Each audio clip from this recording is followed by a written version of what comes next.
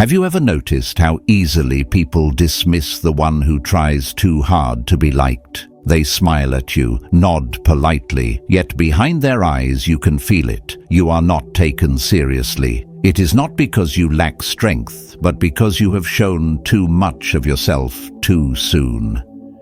When everything about you is visible, you become predictable, and what is predictable can be controlled. The world does not bow to kindness. It bows to what it cannot define. Mystery unsettles more than force. In every room, the one who speaks the loudest is quickly forgotten, but the one who says nothing, he is the one everyone watches. Not out of admiration, but out of caution. Think about your own life. How often were your boundaries ignored until silence became your answer? How many only valued you when you finally walked away?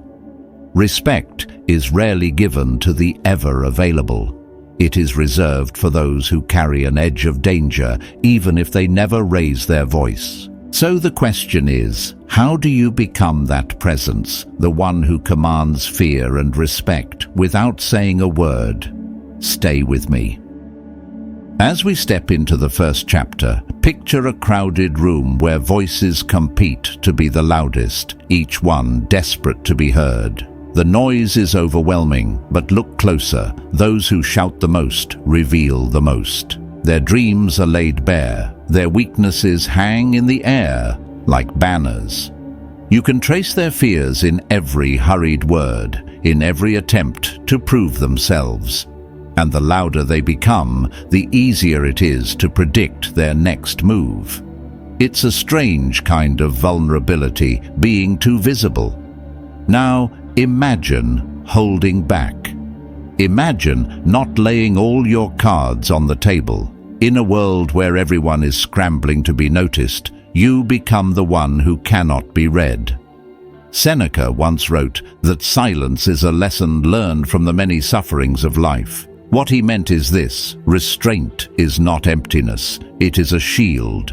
When you reveal nothing, others must prepare for everything. They can't calculate you, they can't replace you, and so they begin to respect you, not because you forced them to, but because uncertainty has weight. I once knew a man who never rushed his words. In meetings, he would sit quietly, listening as others poured out their ambitions, their strategies, their rivalries.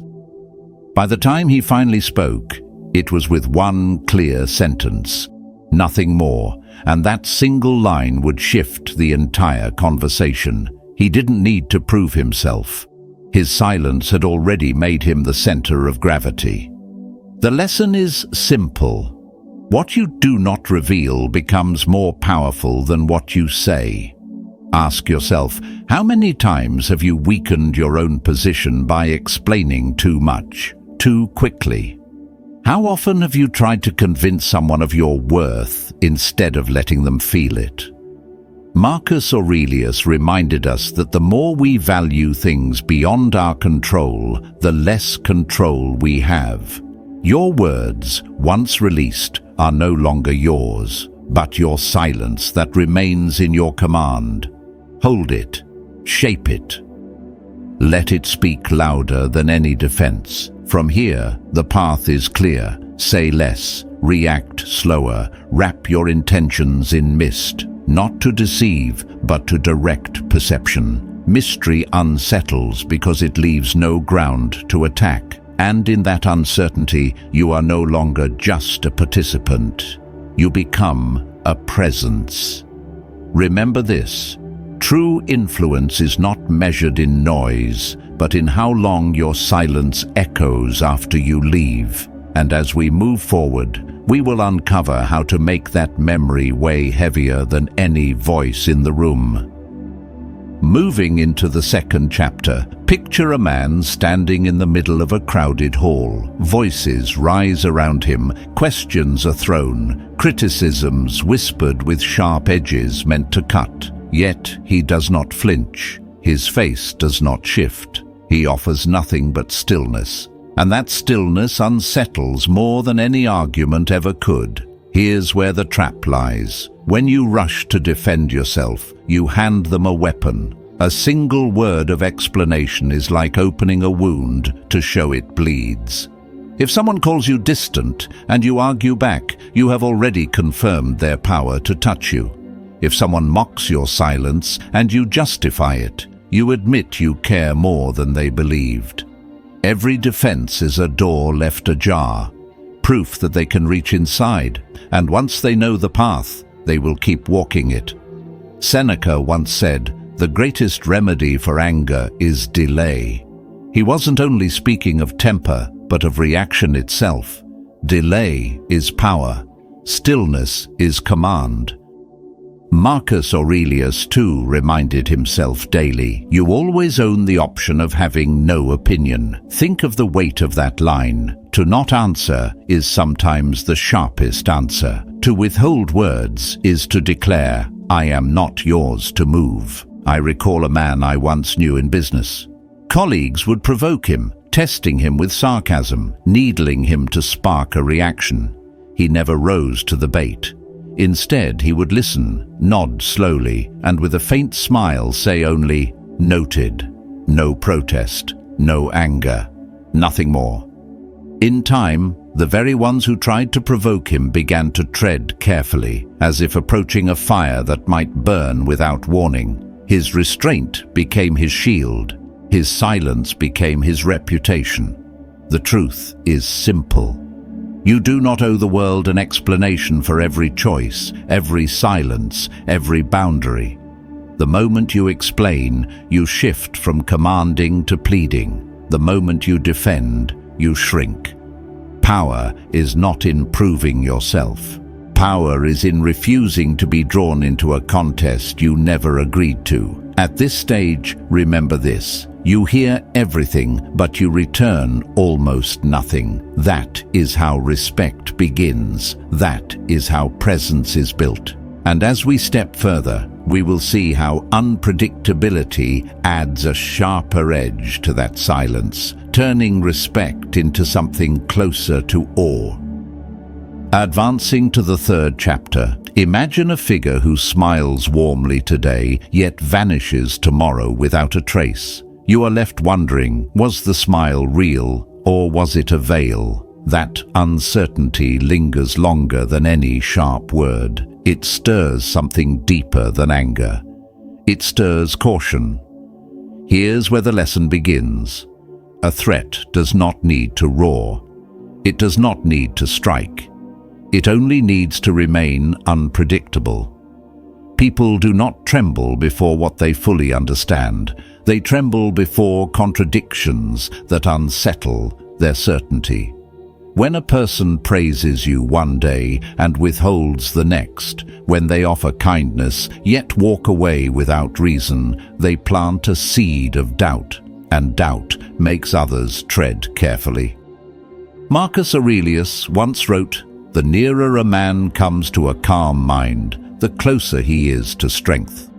Calmness here is not bland consistency. It is the steady choice to reveal only fragments, never the whole. What appears as contradiction is often strategy. The Stoic understands this well, never letting others grow too comfortable with your rhythm. For once you are fully predictable, you are no longer feared. You are managed. I once saw this in a leader who never followed the same script twice. Some days he greeted with warmth, other days with silence. He would praise effort, then quietly replace those who grew complacent. None could map him, none could dismiss him. The result? People prepared twice as much, spoke with more respect, and moved with hesitation in his presence. Not because he was cruel, but because no one wished to discover the edge of his restraint. His very inconsistency became a shield. You do not have to be merciless. You do not have to wound. What you must do is resist becoming simple to read. Let others feel that they have only seen a fragment of you, never the whole. That uncertainty creates weight. It builds a presence larger than words. At this stage, remember, mystery is not decoration, it is defense. What others call confusion, the Stoic calls necessary illusion. And as we step forward, we will see how composure in chaos forges a power that unpredictability alone cannot match. Entering the fourth chapter, picture a storm of voices around you, gossip spilling, tempers flaring, accusations thrown like stones. In the middle of it, one figure does not move. He blinks slowly. He breathes evenly. He does not rise with the tide, and suddenly the room bends toward him, not away. That stillness is heavier than any shout. Now imagine what happens when an insult is met, not with fire, but with a slight smile, when panic is answered by a calm word, when provocation finds only silence. The one who cannot be shaken cannot be moved, and the one who cannot be moved becomes a presence others orbit. Marcus Aurelius once wrote, "You have power over your mind, not outside events." To live this truth in the face of chaos is to carry the kind of strength that makes others think twice before crossing you. I once witnessed a negotiation where tempers broke. One man shouted, slammed his fist, demanded recognition. The other sat still, hands folded, eyes steady. He let the fury wash over him like rain on stone, and when the noise died, he spoke one sentence. Only one. Yet it ended the argument, because his composure had already won the room. The fewer words you need, the more weight each one carries. This is not force. This is presence. The Stoics understood that real command does not come from volume, but from discipline. Machiavelli saw it too.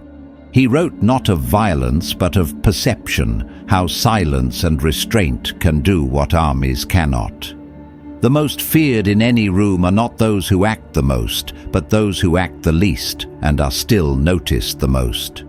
Fear is not cruelty. Fear is respect for what cannot be predicted. You don't need to strike. You only need to leave the thought that you might. Think of what happens when you withdraw. When you stop replying, others reflect. When you say less, they overthink. When you vanish from a space, they feel the emptiness you leave behind. Your absence becomes a mirror they cannot escape. And in that mirror, they confront their own dependence on you. At this stage, remember, you are not merely a person, you are a consequence. And as we move forward, we will see how this consequence grows sharper when you learn not just to stay calm, but to disappear and let silence do the work no weapon ever could.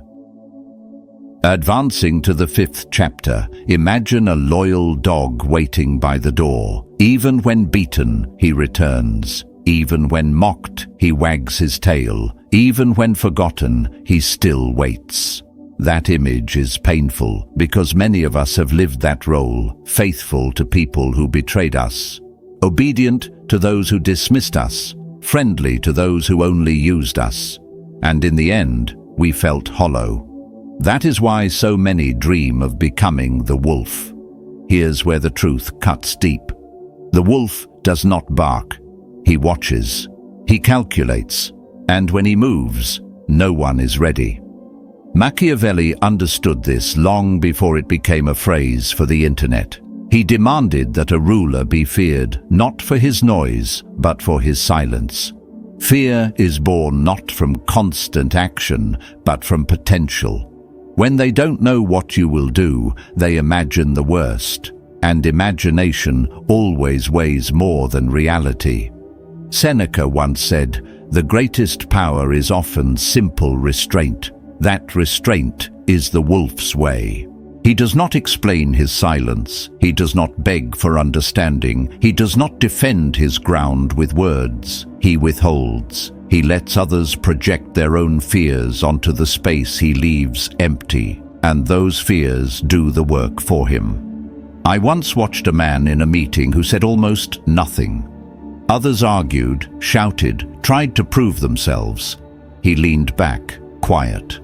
At the end, he spoke a single line. The room went silent. His presence had already made the decision. His words were only confirmation. Loud people are remembered in the moment. Quiet people are remembered in memory. Because after you leave the room, people replay what they cannot define. Why didn't he speak? Was he testing us? What did his silence mean? They cannot move on because you never gave them closure. And when they cannot close the file, they reread it forever. That is how a threat is born, not from attack, but from absence. At this stage, understand this. Most power isn't spoken. It is signaled through posture, through presence, through what you refuse to do when others scramble for attention. Become the wolf who does not need to bark, because the silence between your words will always echo louder than their noise. And from here, we step into the daily habits that etch this presence into every room you enter. From here, let us step into the discipline of daily ritual, the quiet patterns that build an aura sharper than any sword. Imagine a man confronted in public. Someone spits out an insult, baiting him to rise. All eyes turn, waiting for the snap of anger, the flash of retaliation. But he does not move. He blinks once. He lets the words hang in the air like smoke that soon vanishes. That pause unsettles more than 1,000 arguments, for the one who reacts first is always marked as weak. But the one who waits? He becomes the one everyone measures themselves against. The pause is not hesitation, it is calculation. And calculation is feared more than confrontation. Now picture the rhythm of your words. Speak slower, say less, leave earlier. It seems simple, but it reshapes perception. Slowness whispers control, brevity whispers value, departure whispers mystery. Most men speak to be understood, but the powerful speak to be interpreted. They leave behind questions, not answers. What did he mean by that? Was it warning or agreement? Why did he leave just then? The room replays it long after you are gone. Marcus Aurelius said, "The secret of all victory lies in the organization of the non-obvious. You do not need to be fully known. You need to be half seen, half felt." That is what stirs unease. This is why the wolf is not always visible. He withdraws, and in his absence, the air shifts. People notice when he is gone because his presence was weighty enough to leave behind a hollow. The dog stays, eager, always near. The wolf appears, then vanishes, and the silence of his absence becomes his greatest presence. Scarcity creates reverence, and then there is the art of never over-explaining. You said no, let it remain no. You changed your mind, let it stand. You left, do not return with reasons. Seneca wrote, "A man is not finished when he is defeated, he is finished when he quits." To explain yourself is to quit your command. A leader does not justify, he decides. Once you start defending, you are no longer commanding, you are bargaining, and a threat never bargains. At this stage, remember, the true game is not reaction, not explanation, not noise. It is neutrality that cannot be cracked. Let them probe, mock, provoke, smile, observe, withdraw. The more they try to read you, the less they know, and the less they know, the more they fear. From here, we move into the tension between fear and respect, the balance that keeps your silence unforgettable. Entering the 7th chapter, imagine a man who speaks little, yet when he leaves a room, his name lingers in the air like smoke that refuses to fade. His silence is not absence, it is weight. But here lies the razor's edge. There is a silence that commands presence, and there is a silence that drifts into irrelevance. To walk this edge is an art. Here's where the balance lives. Fear without respect creates rebellion. If they only fear you, they will bow in daylight, but sharpen knives in the dark. They will nod in meetings, yet dream of your downfall in secret. Such power is brittle, lasting only as long as the shadow you cast. Respect without fear, on the other hand, makes you agreeable, approachable, even admired, but also taken for granted. They will praise your wisdom, then talk over your voice. They will trust your competence, then demand more than they give, and soon you are liked, not watched. Machiavelli saw what the Stoics already knew. Real command is not about choosing fear over respect, but weaving both together so tightly that no hand can separate them. Seneca once warned that he who seeks approval loses freedom. Respect must be earned without dependency. Fear must be held without cruelty. It is tension that keeps both alive.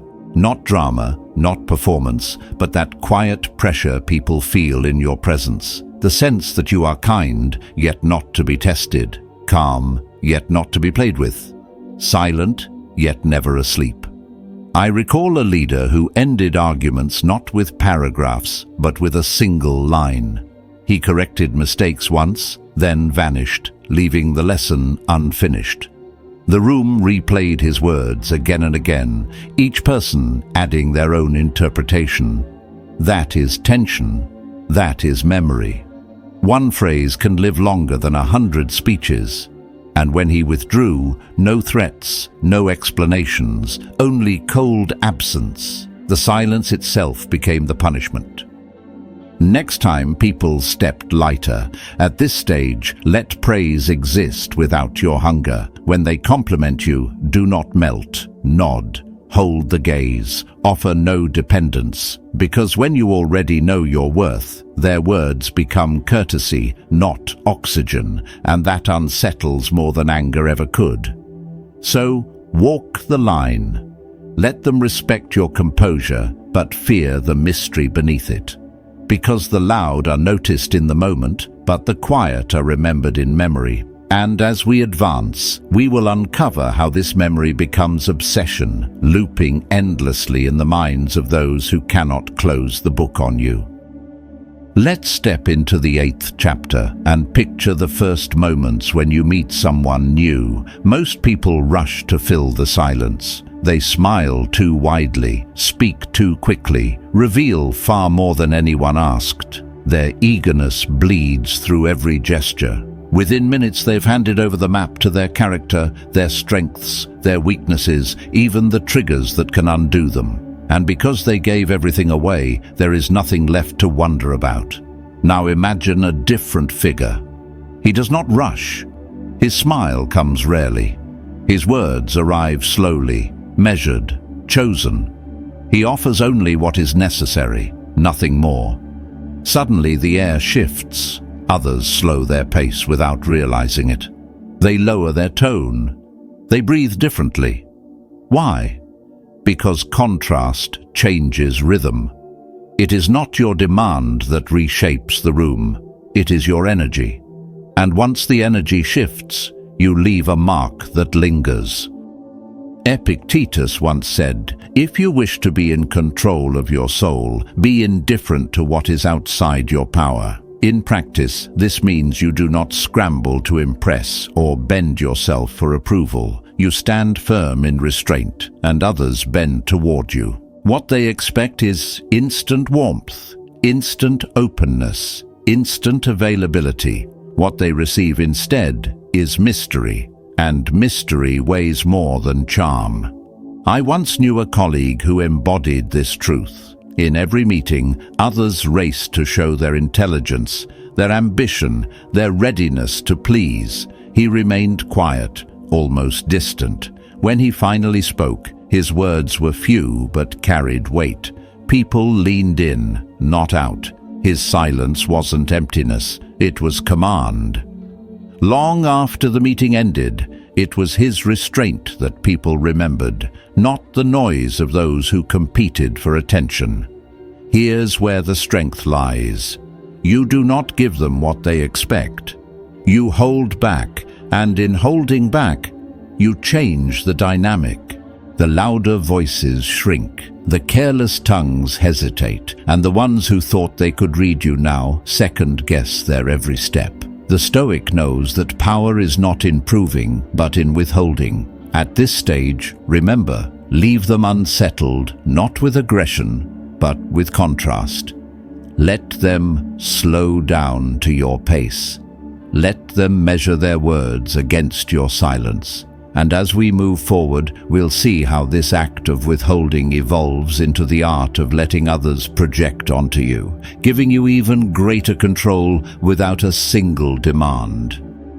Moving into the 9th chapter, picture a room where all eyes are on you. They whisper to each other, trying to name you. He's intense, she's mysterious, they're hard to read. Each word they use says more about their imagination than about your reality, and that is where your power begins.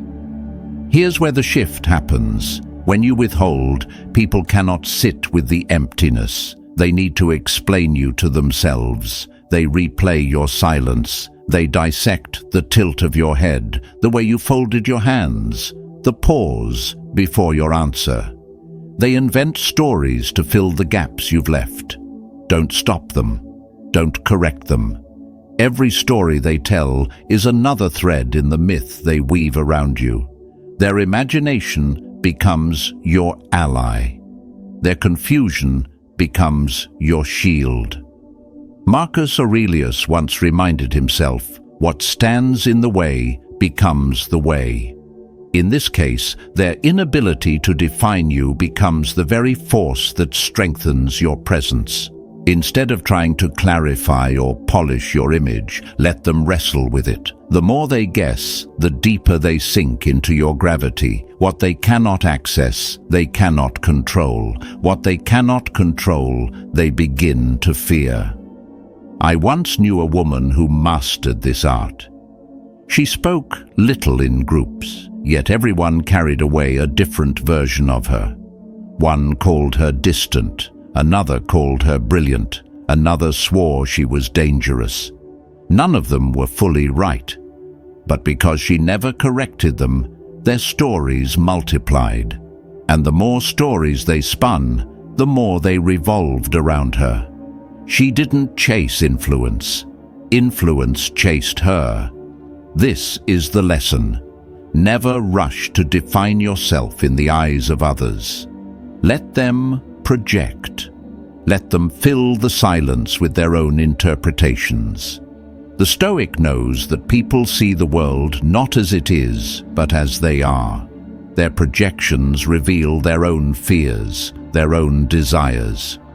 And by holding back, you allow them to reveal themselves while you remain untouched. At this stage, remember, your silence is not emptiness, it is a mirror. They look into it and see fragments of themselves, and the more they project, the more they return. From here, we move to the art of leaving them unfinished, departing before they are ready, so your absence becomes the echo they cannot silence. Advancing to the 10th chapter, imagine speaking with someone who suddenly stops before you are ready. Their sentence trails off, their presence vanishes, their silence lingers longer than it should. You are left hanging, unfinished, unsettled. And against your will, you replay that moment again and again, trying to close what they left open. That is the hidden power of incompleteness. Here's where the lesson takes root. Most people crave closure. They want full explanations, neat endings, a tidy bow to wrap up every encounter. They want you to reassure them, to soften the silence, to leave no questions unanswered. But when you end the conversation slightly too soon, when you disappear slightly too early, when your pause stretches slightly too long, you leave them hooked. That small gap becomes a weight in their mind, and what is unfinished is never forgotten. Marcus Aurelius once wrote, "What stands in the way becomes the way." By withholding the finish, you create the way their thoughts return to you. They carry you in memory, not because you demanded it, but because they cannot release it. Your silence becomes their burden, your absence their obsession. They will return to the moment in search of meaning while you move forward untouched. I recall a mentor who practiced this with precision. In every discussion, he would cut himself off just before the point seemed complete. He would stand, smile faintly, and walk away. At first it felt strange, almost impolite, but later I realized I was still thinking about his words hours later, sometimes days. He had left the sentence for me to finish, and in doing so, he lived in my mind longer than those who spoke endlessly. That is how presence turns into permanence. This is not cruelty, it is craft. To give less is to give more. To leave them mid-sentence is to let them write the rest with their imagination. And their imagination will always make you larger than you are. At this stage, remember, you don't need to dominate with noise. You need to disappear just before they are ready. Leave doors half open. Leave questions unanswered. Leave silence where words were expected. That unfinished moment becomes a splinter in their thoughts, one they cannot pull out. And from here, we step into the deeper art of guarding your inner world, so that no matter how close they stand, they never truly know the ground beneath your feet. Entering the 11th chapter, imagine your soul as a fortress on a high hill. The gates are heavy, the walls unbroken, and those outside can only wonder what lies within. They knock, but the gates never swing wide. They see flickers of movement, but never the throne itself. That is how your inner world must be kept, guarded like a kingdom. Here's where many stumble. When asked what drives them, they spill everything. When questioned about their dreams, they bear the blueprint. They hand out the keys to their own fortress, and soon enough, others plot routes to exploit it. But when you choose restraint, you do something else entirely. You give them fragments, never the whole. They ask what drives you, and you say, focus. They ask if you are well, and you answer, always adjusting. They ask what you want, and you leave them guessing. That depends on the day. A hint, a shadow, a half-light. Enough to intrigue, never enough to possess. Marcus Aurelius once wrote, "The inner citadel is the true refuge. To guard it is not selfishness, it is strength. Your thoughts, your motives, your longings, these are treasures not to be paraded in the streets. The moment another knows your why, they begin planning your how. The moment they can map your kingdom, they begin testing its walls. But when all they encounter is stone and silence, they stop knocking. And instead of scheming against you, they start circling you, watching, wondering, rehearsing possibilities in their own minds. I remember a leader who carried this discipline well. People speculated endlessly about him. Was he ambitious or content? Was he amused or angered? No one knew. He gave away no headlines, only whispers. And because of that, his influence grew larger than his words. He was remembered not as a man who declared everything he was, but as a man who could have done anything and chose when, how, and if. That if became his sharpest weapon. The hook that no one could release. At this stage, understand the power of mystery. Not the shallow kind used to impress, but the deep kind born from restraint. Let them wonder, let them guess, let them speak your name long after you've left, still unsure of what you're capable of. For true presence does not come from revealing everything. It comes from holding something back. And from here, we step into the final discipline, where silence itself becomes your default setting. And power is no longer an act, but a way of being. At this stage, Picture a man who no longer uses silence as a weapon, but as his very nature. He doesn't force it. He doesn't hold it like a blade in his hand. It is simply who he has become, the quiet center in a noisy world. He does not hide what he feels, but he chooses with care when, where, and if it is worth showing. That choice is discipline. That choice is freedom. Here's where the transformation takes root. Noise is easy, rage is easy, even charm is easy, but restraint, true restraint, is rare. Machiavelli's final form was not violent, it was not loud, it was measured, stoic. His strength was not in making others obey through fear, but in moving them without command. When people adjust their words, their tone, their steps in your presence, not because you told them to, but because they sense you cannot be cornered, that is real power. Marcus Aurelius reminded himself, "Be like the rock that the waves keep crashing over.